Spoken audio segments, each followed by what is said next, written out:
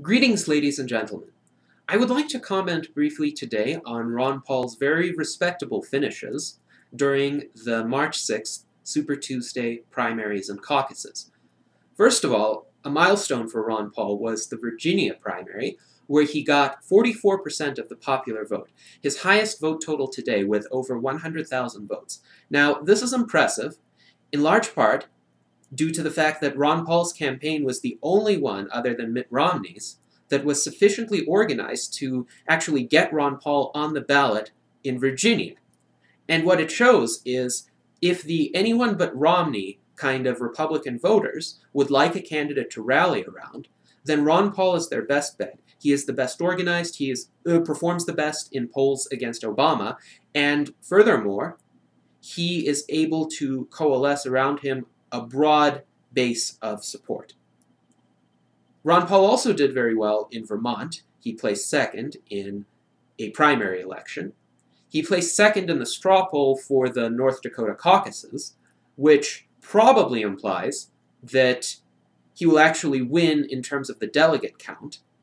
His strong performance in the popular vote in the caucuses generally translates into a more than proportional number of delegates that will advance to higher levels of the caucuses and eventually go on to the National Convention. Even if there's a binding caucus in some state and the delegates are obligated to vote proportionally to the popular vote, that's just for the first round of the National Convention. After that, they're free to vote however they want. In the Idaho caucuses, Ron Paul narrowly lost to Santorum in the race for second place, but again, that's just the popular vote. In practice, Ron Paul's performance and Rick Santorum's performance are indistinguishable from one another, and because Ron Paul has such a motivated contingent of people volunteering to be delegates, he will probably do quite well in terms of the delegation from Idaho representing Ron Paul's campaign and platform. That being said, what is the most likely positive scenario to hope for? I think Mitt Romney is going to get a plurality of delegates to the Republican National Convention, especially because Mitt Romney is going to be benefiting from the winner-take-all primary states that start having their votes in early April.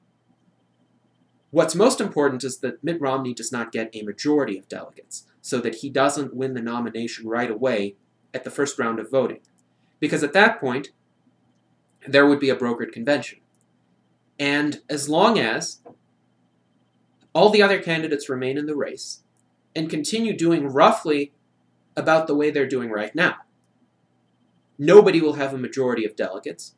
Ron Paul's contingent will be up there on the level of Rick Santorum, and it's most likely underestimated right now how many delegates he has, precisely because of the performance in the caucus states, which may surprise many people in the mainstream media when the higher levels of the caucuses are done. At that point, once the second round of voting and subsequent rounds of voting begin, the Ron Paul delegation will have tremendous influence, not just in who the nominee is, but also in what the Republican Party platform is. They could turn it from the amorphous hodgepodge that it is right now into a principled statement in favor of liberty, in favor of free markets, limited government, and a non-interventionist foreign policy, which would be a welcome change. And granted, many Republican politicians wouldn't adhere to that platform in practice, but they could be continually reminded of their departure from it from then on.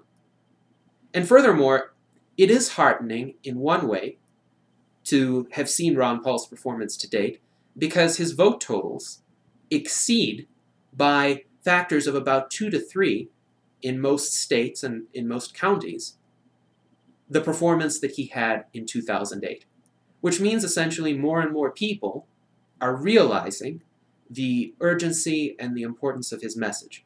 Not enough to constitute a majority or a plurality yet, but enough to be a serious movement and a force for change that is to be reckoned with. And that ought to continue. We have to keep in mind that this is a longer-term game that Ron Paul is playing. And I believe that he is an electable candidate. I believe he ought to be the Republican nominee. And anything could happen once there's a brokered convention. But even if he isn't, there's a lot of influence that he can have on this election cycle that would then translate into even greater gains in 2016. Ron Paul himself probably would not be running in 2016. But if somebody else can pick up his message and capitalize on all of the groundwork that Ron Paul has done, both in 2008 and in 2012, and through his work in Congress and his intellectual activities, all the way starting back in the 1970s, then there could be a powerful change in this country relatively quickly. This is what I am optimistic about. The longer the time frame we look at, the more people we see embracing the message of freedom. One could call it the libertarian ideal or the ideal of limited government.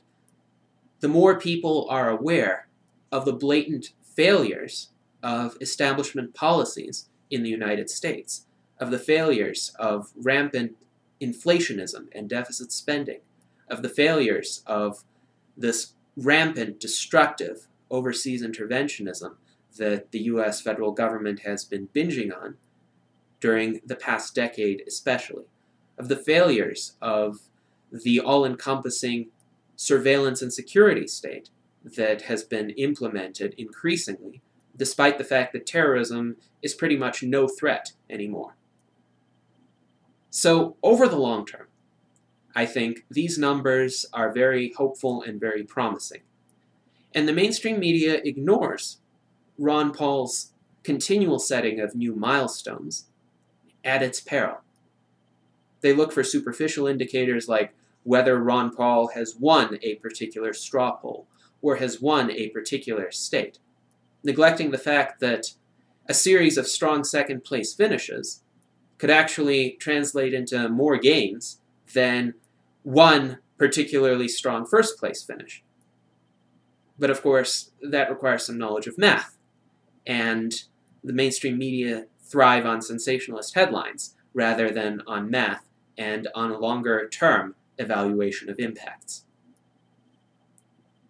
But what is primarily important is having a country where we would like to live. A country that is free, a country that is prosperous, a country that has opportunities for us all. And Ron Paul has had tremendous success this electoral cycle in awakening people to that possibility. It is so close. It is close enough that even if we do not attain it this election cycle, the groundwork has been set. And it will be very interesting to see what happens from now on.